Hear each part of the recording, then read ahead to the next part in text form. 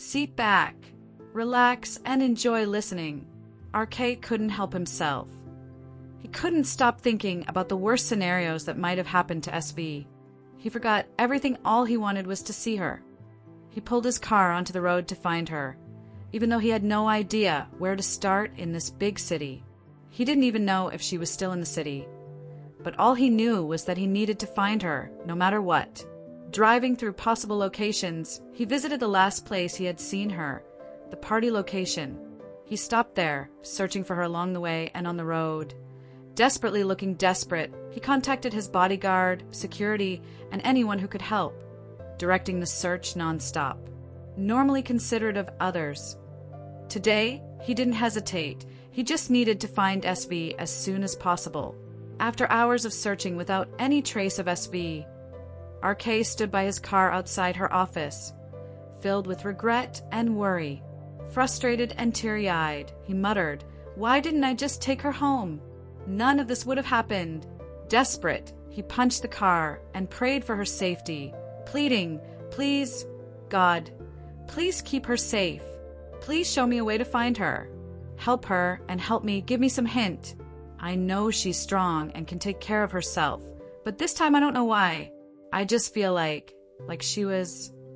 He couldn't even finish the thought as he was almost about to cry. After a moment, he wiped his eyes and gathered his strength. Though the thought of something bad happening to SV kept haunting him, he said to himself, "Enough! I cannot lose strength like this. I need to be strong. Nothing happened to her. God will protect her, and I will find her no matter what." He started his car again, going back on the road, determined to find her. So focused on what might have happened, he didn't even notice when he ended up on the main highway outside the city. He had driven the entire city without any aim. As he was driving along the silent road, his phone suddenly rang, snapping his attention back. It was Jill's call. RK picked up, and Jill asked, "Hey, brother, where are you right now? Are you okay?" RK realized he was far from the city and replied, "I don't know. I was lost in my thoughts, and I don't know how I ended up here." Jill asked, "What? But why are you driving so late at night?" RK, his voice breaking, replied, SV didn't come home, and she isn't answering her phone."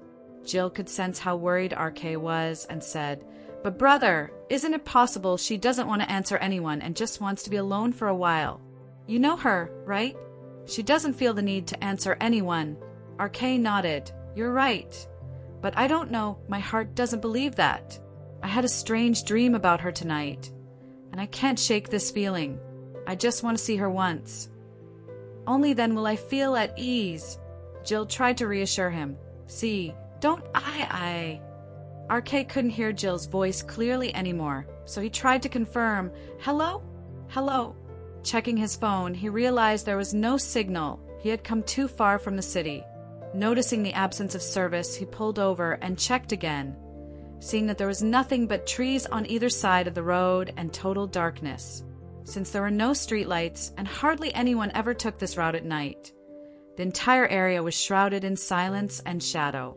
RK scanned the surroundings, taking in the empty, silent scene.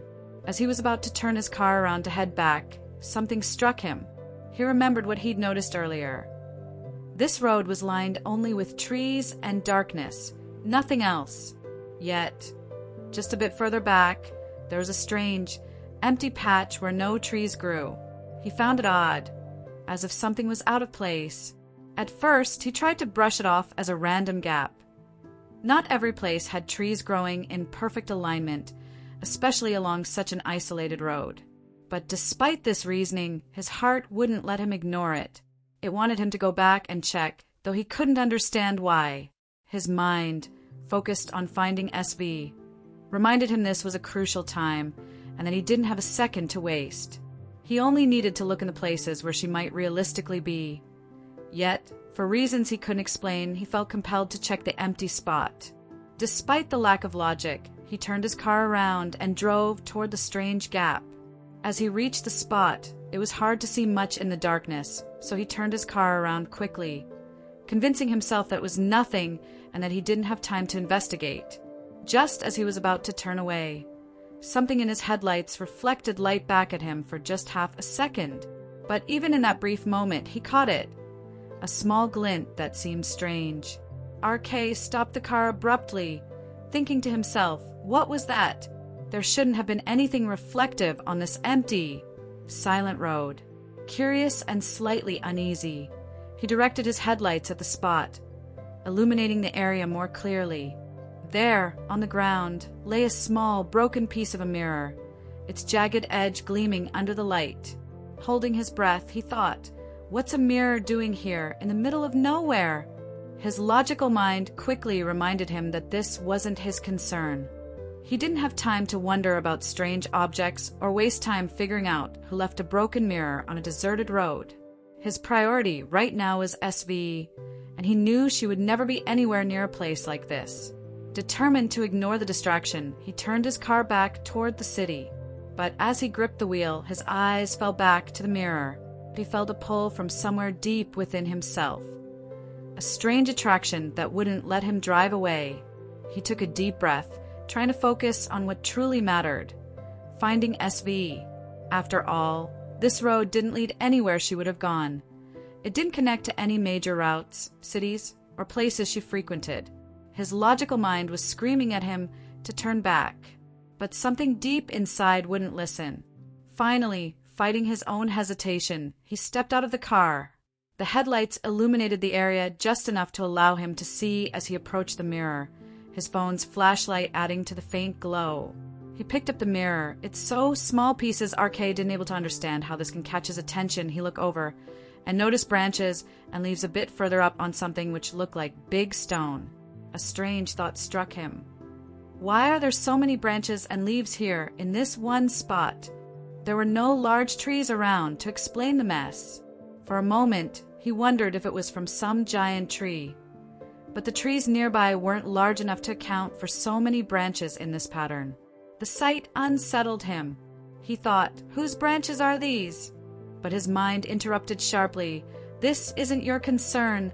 RK, get back to the car and find SV. Knowing his mind was right, he turned back to leave, gripping the mirror.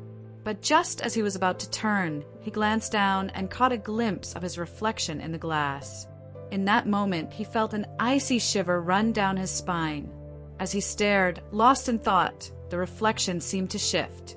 For just a split second, he saw not his own face, but SV's, a scared, tear-streaked face, exactly as he'd seen her in his dream. The image vanished almost instantly, but RK felt his heart skip a beat, his breath catching in his throat. He closed his eyes for a second, trying to make sense of it, but he couldn't shake the feeling that something was trying to tell him to go further, to look closer. Without another word, he moved ahead,